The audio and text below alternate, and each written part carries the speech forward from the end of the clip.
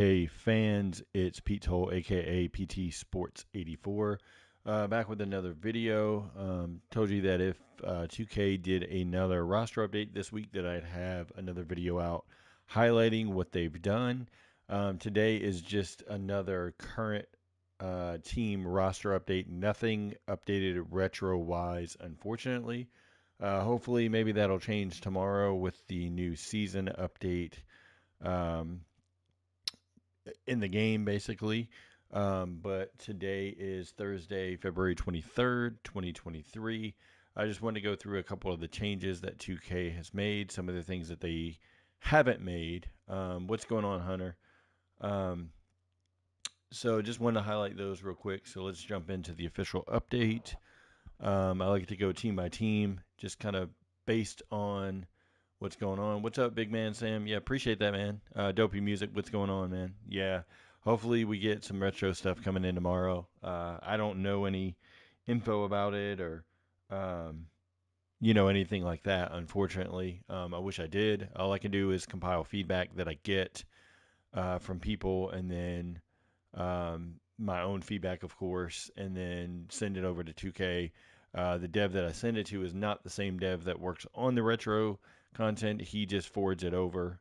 So I don't have any idea of like what's updated when, versus when it's coming out, like all that kind of stuff. So, but anyway, let's jump into the current team stuff. Just some small stuff today for the most part. Myers Leonard got his number updated along with his position updated. He's now number 3. Obviously, George Hill wore the number previously. He was updated. He was power forward in the game yesterday, the day before, rather.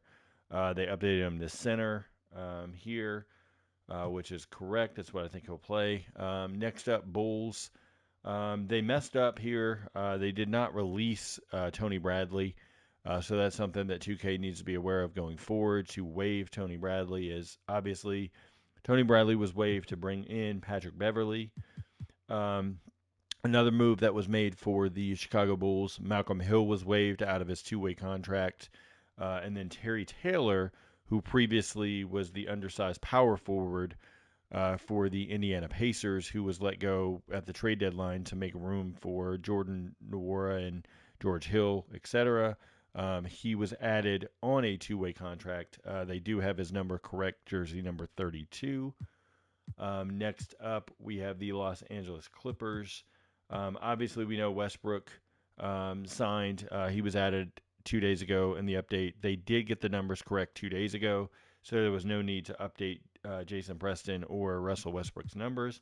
However, they did make another transaction. Nate Darling was waived out of his recently signed um, two-way contract in order to make sure Keaton Wallace was added um, on a two-way contract. And with that, Keaton Wallace, the reason he was added is he was getting numerous inquiries from other teams to get him in on a two-way contract before the end of the year, and the Clippers organization did not want to lose him based on that, and they felt like the value of Keaton Wallace versus Nate Darling was more valuable, obviously. So Keaton Wallace is in on the two-way contract. So next up, big move here, I think, that will have a lot of ramifications.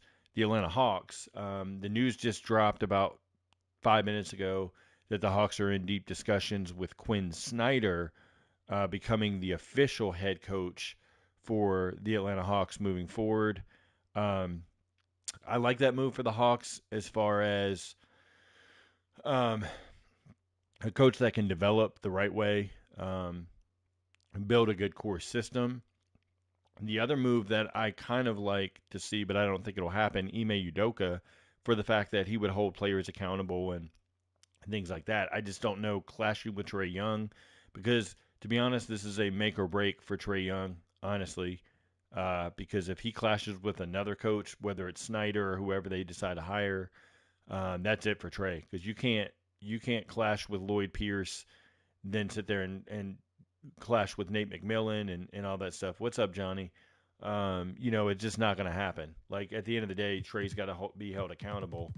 The front office has to figure that out too. You can't have, um, is it Nick Wrestler, I think is the son, Tony Wrestler's son, who was brought on to oversee a lot of things for the team. They got to stop meddling in things and let uh, Landry Fields do his job. But right now, it seems like the wrestlers are really doing a lot of uh, basically involvement in core decisions. So we'll see kind of what happens there. But anyway, looking at it, Joe Prunty is the interim coach.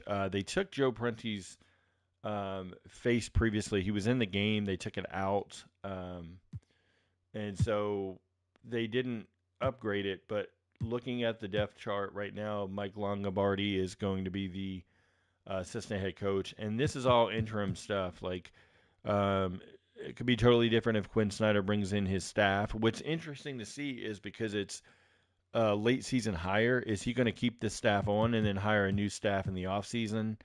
Especially when concerned with Jamel McMillan, which is Nate McMillan's son. I doubt he's going to be a holdover based on obviously the circumstances, things like that. Guys like Nick Van Exel and Matt Hill, who are former players, will they stay on in their roles or will they, do something a little different? But we'll see. Um, yeah, Hunter. I mean, that's the thing. Trey clashes with pretty much everybody for the most part here and there. Like you could say that's a desire to win, but he doesn't have a desire to play defense. So put that same energy into defense and getting better and really building a locker room that your teammates want to play for you, not, you know, really want to be around you. You can look at the player voting for the All-Star and see how low he was in that fan or in the player voting and see how he's regarded around the league. Not very well, in my opinion. But like I said, Joe Prunty is in his interim head coach right now. We'll see how long that lasts if Quinn Snyder gets the position in the next day or two. I think if it's already being reported by Shams that deep discussions are happening, I think it'll happen by tomorrow, which 2K relatively could be quick with the coaching change because Quinn Snyder's already in the game files with a uh, portrait and a cyber face for the coach. So shouldn't take too long, but we'll see what happens with that. But I'll be curious to see how the Hawks finish because the Hawks have a real chance to finish top six potentially. We'll see how that goes. I don't think they finish top six, but they have a chance at least. And Quinn Snyder will be able to get his system in early towards the end of the season, and then have a whole off season to build on through the summer and make transactions that kind of fit his system. So if that's the hire, good for them. Moving on. Next team up is the Utah Jazz. They made a couple transactions. Chris Dunn comes in. He was playing for the Capital City Go-Go, doing very well. Really improved his three-point shooting. So I'll look for 2K to improve it just slightly for him because he's been shooting it well in the G League. So we'll see what happens. I think Chris Dunn has a real chance to make an impact because um, Taylor Horton Tucker's been playing the backup point guard behind Colin Sexton. So now Chris Dunn can come in. He's obviously a defensive guard, can really make a difference. That's kind of how you win minutes for Will Hardy playing both sides of the ball. So I think he has a real chance to get a second 10-day pretty, easily as long as he plays defense and can hold his own offensively. The other signing they made on a 10-day contract is their own from the Salt Lake City Stars, Frank Jackson. Frank Jackson's a scorer, can play the point guard as well, but did not play much point guard last year. More of a strictly a two guard. He's kind of in that Jordan Clarkson mode of like a scorer, can get buckets in a hurry. I don't know that Jackson plays as much as Chris Dunn could play, but I think that Jackson can also get a second two-way because I think Frank Jackson and Chris Dunn are both NBA players and should be on rosters for sure. They have both players' numbers correct as well, so no adjustment needed there. Next up is going over to the Orlando Magic, they moved Admiral Schofield to a standard contract, so he was converted. I think we'll see either. There's a couple guys on the Lakeland Magic that deserve the second two-way spot. I think it should go to Xavier Simpson. Many know him from last year from kind of being the guy that drives in and shoots hook shots per se in the lane. He's been really steady, shooting the ball well this season. Really improved there. Another guy is Jay Scrubb, the former Clipper. Battled some injuries previously, but has really shown out this year scoring the ball. I think that he could end up being a guy that gets brought in. My personal recommendation would be convert Kevon Harris to a standard contract, reward him for his play this season, and then both Simpson and Scrub take the two-way spots on the team, but we'll see what happens. Also, what happened is RJ Hampton was waived from the team. Hampton just wasn't happy with his role. The Magic weren't happy with his development. Just based on injuries they had, he played early in the season. I thought he did okay, but just not enough development at 22 to stick with the Magic. And so that moves him over to a quick signing on the Detroit Pistons. Now, the Pistons are a good team for him because he can play above Corey Joseph as they try to go younger and get the young guys minutes. But will he fit into a rotation with Killian Hayes? Alec Burks has been playing well. And obviously, their top draft pick, Jaden Ivey, has been playing well as too. So, it's not guaranteed that Hampton will get a ton of minutes, but I like his chances on this Pistons team rather than kind of staying in Lakeland for that G League stints or whatever it is. So, last but not least on the list is the conversion of Jordan Goodwin on the Washington Wizards. Goodwin was out of two-way days available for the team, so he wasn't able to play until he was converted. So when they waived Will Barton, that opened up the spot for Jordan Goodwin. Goodwin obviously will get minutes here and there throughout the season, but nothing guaranteed.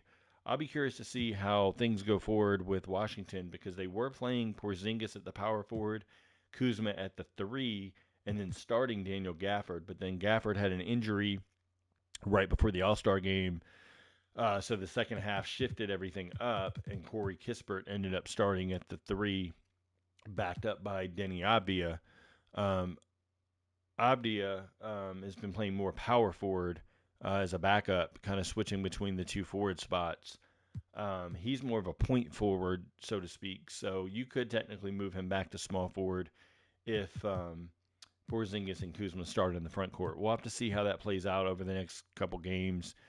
Usually 2K waits for position updates until we get to a ratings update, which likely, because of the All-Star break, won't happen next week. It'll be the week after, I'd assume, just because it gives them an extra week of NBA play to kind of get an idea of how guys are playing coming out of the break. Now, one thing that 2K has to do better, and they haven't done, which is pretty surprising with NBA action coming tonight as games get started back. There's a lot of injuries on teams. Bobby Portis being one. He's going to play on Friday. Another one that's key that's coming off an injury that should be marked healthy, Dyson Daniels. Of course, OG Anunoby is coming back. He's healthy. Cameron Payne is healthy as well. Kevin Durant comes back next Wednesday against Charlotte, I believe it was. So they have to take those injuries off of guys. But then we have quite a few guys that have lingering injuries that are going to be extensive. Gary Payton II, we all know about the core muscle injury that he sustained. He's going to be out for at least a month, if not more. And then we have a small injury to a two-way player, Bo Baji for the Trailblazers. He has had right knee soreness. He is yet to debut this season. Looks like he's out another 2 to 3 weeks with that injury. Of course, Anthony Simons also with the sprained right ankle. It looks pretty nasty. Um, when he had it, he's out potentially anywhere from 4 to 6 weeks is what they were saying the time frame could be. Kim Birch is another one, sore right knee. No timetable for return for him. He needs an injury designation added. Jalen Green suffered that nasty groin injury in the last game before the All-Star break, and so he didn't take part in the Rising Stars game because of that. Looks like he's out at least a week, maybe more. Nerlens Noel is away from the team.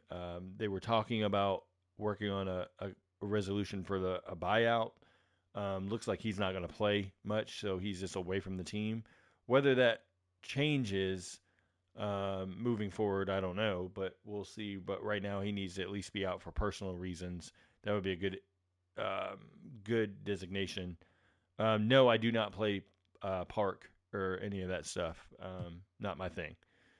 Um, Miami Heat have two significant injuries that I think affect them moving forward. Victor Oladipo with the ankle soreness. He had missed 5 games before the All-Star break. Looks like he could be out through the next week. Then, of course, Kyle Lowry. We don't know what's going on with the right knee soreness. Looks like he's out at least a week, if not 2, maybe more. No designated timetable for return there. So we'll see what happens. There was rumors that a report came out. Miles Bridges was looking at a March return for the Charlotte Hornets. I don't foresee that happening because the NBA still hasn't levied any suspension based on the report that it was a domestic violence situation, and we know how the NBA can look at that and frown upon it, and he could be looking at anywhere from 20 games or more suspension, so he won't play this season. But I think the thinking is if he gets on a roster and he's active, the suspension can go ahead and take place, and then so that way he's ready for next season. Maybe that's the route that they go to go ahead and get those games counted, because right now those games don't retrograde as far as, oh, well, he like counts as 20 games missed or whatever because he didn't officially sign anything. And so it doesn't count until he officially signs and he's on an NBA roster and go forward from there. So that's the update overall. Like I said, a small update, but I wanted to make sure everybody knew what was added into this roster update. We still got quite a few things, looking at it. Yeah, Sam, I mean, you got to look at the optics overall. Like, it's not good.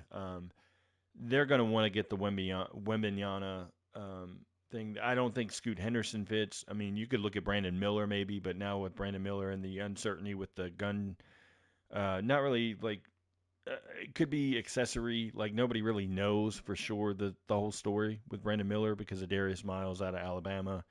But it doesn't look great for Miller. But if he unknowingly, was involved, I mean, kids make mistakes, but at the same time, if he wasn't a accessory to it, that's a serious crime that can't be overlooked. Don't know, not gonna elaborate on it, but anyway, Charlotte is for sure trying to get Victor. I mean, we'll see. I don't see Scoot Henderson fitting in Charlotte, obviously with LaMelo and all that stuff, but we'll see.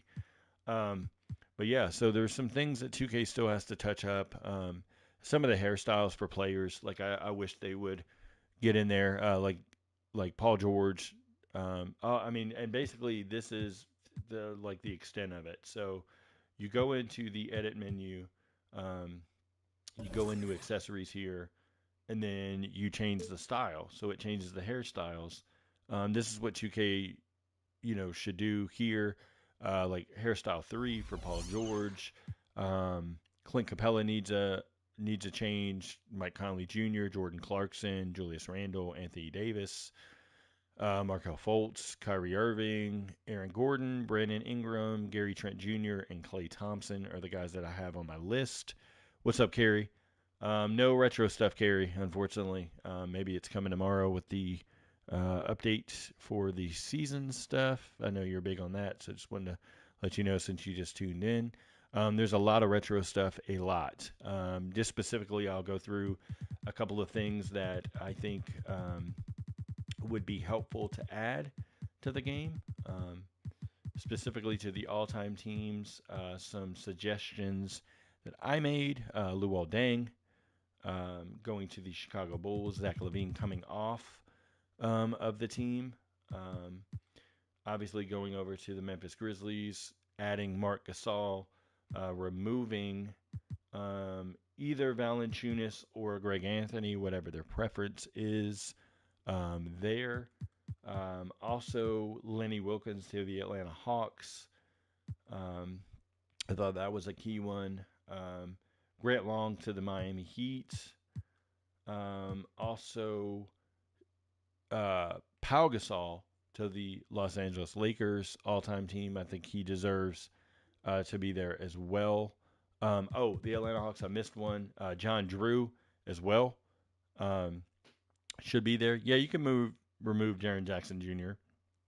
That's another one. I leave it up to 2K on what they want to do. I think OJ Mayo kind of deserves all-time Grizzlies. If you wanted to take off Greg Anthony, you could add OJ Mayo. Like, he's already in the game. And he had a more effective career for the Grizzlies than Greg Anthony did. Moving over to the New Orleans Pelicans, this is an easy one. Take out Lonzo Ball, add Jamal McGlure. Jamal McGlure did make the All-Star team, so I think that's a valid pick for them. Jose Calderon should be on the all-time Toronto Raptors. Take out Serge Ibaka. If you really wanted to, you could take out Fred VanVleet. Either one of those would be good. My personal preference, Robert Reed added to the Houston Rockets. Take off Chris Paul. Chris Paul wasn't on there long enough to, I think, be considered for the all-time team. I think Robert Reed had a much more longer career, but even though he was a role player, good defensively, I think he's one of the leaders defensively, statistically wise, for the Rockets all time. Phoenix Suns, Connie Hawkins. Adding him in, I think, would make a difference. Removing Charlie Scott, I think Hawkins obviously had the more illustrious career between the two. That would be something that I would do.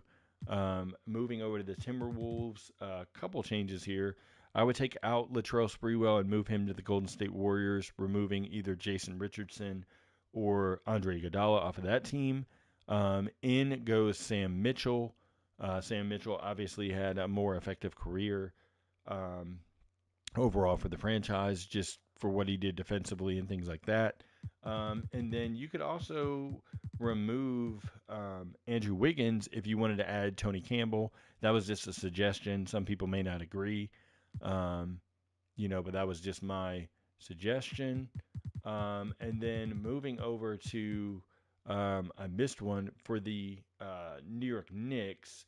You could take out Julius Randle, but they may not now because he's a multi-time All-Star, so they may leave him. But a guy like Bill Bradley already in the game, you could add Mark Jackson potentially.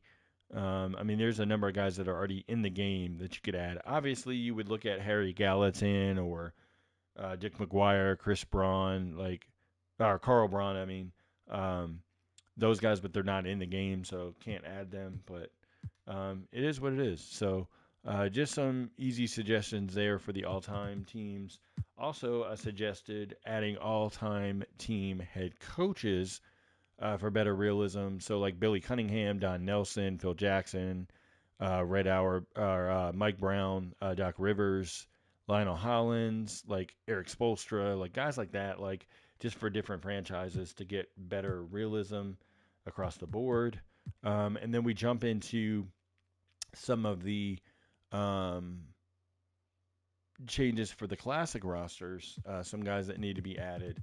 So obviously, Marc Gasol would need to be added here to the 12-13 Grizzlies, as well as the Toronto Raptors, of course. That's an easy one. Clippers could add Willie Green. He was on the end of the bench. there. He's obviously already in the game as a head coach for the Pelicans, so that's an easy one. Then we go over to um, no, they can't get Red Auerbach. That's why I caught myself and um, didn't really include him. I was going down my list of suggestions, but on my list of feedback that I sent over, I had that as an asterisk of possibly down the line if they can get it. So, um, yeah, with that Grizzlies team, it's tough. They've got to get Marcus All. Ed Davis likely being gone is a huge detriment. But if they can get like a Tayshaun Prince over the offseason, stuff like that, that would really help. I've reached out to Daryl Arthur, Austin Day, John Lohr, like all of those guys. So it's not like they don't know what's going on with wanting them into the game. So we'll see what happens. But some others that should be added: Luol Deng to the 10-11 Bulls, of course. That's an easy one that a lot of people have been waiting on, especially a lot of the retro guys.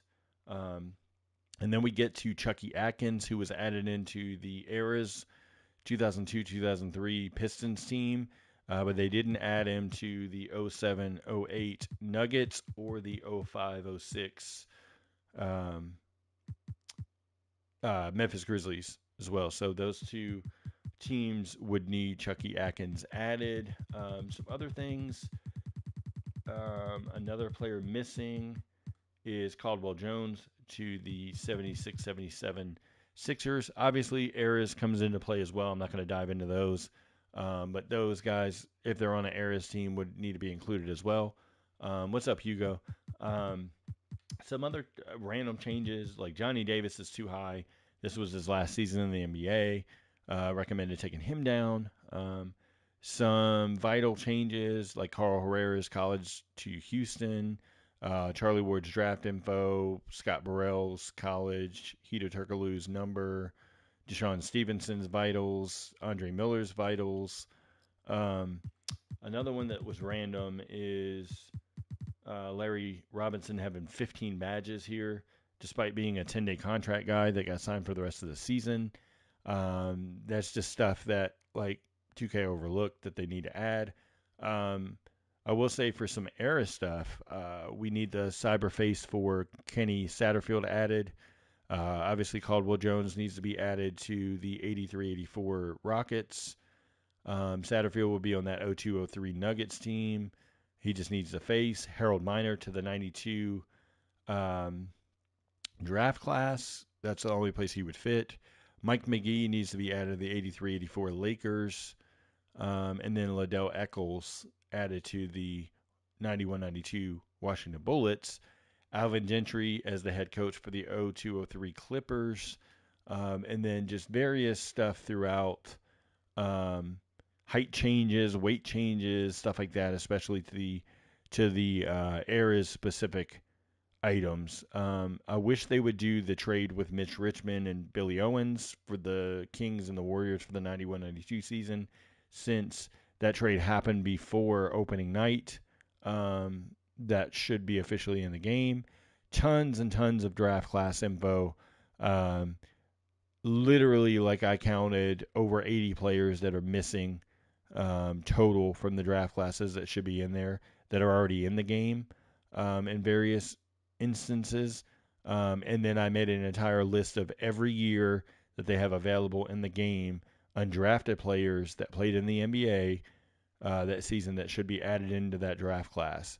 And there were quite a few, probably at least, I didn't count them all, but I'd say over at least 60 players that would need to be added in accordingly. And that doesn't even count any guys that are new, like Myers Leonard would have to be added and things like that. So that wouldn't make the update because he obviously just signed, but that goes on my next feedback list just to have it on there. And last but not least, thanks to one of the guys that's on Twitter that regularly updates shoes.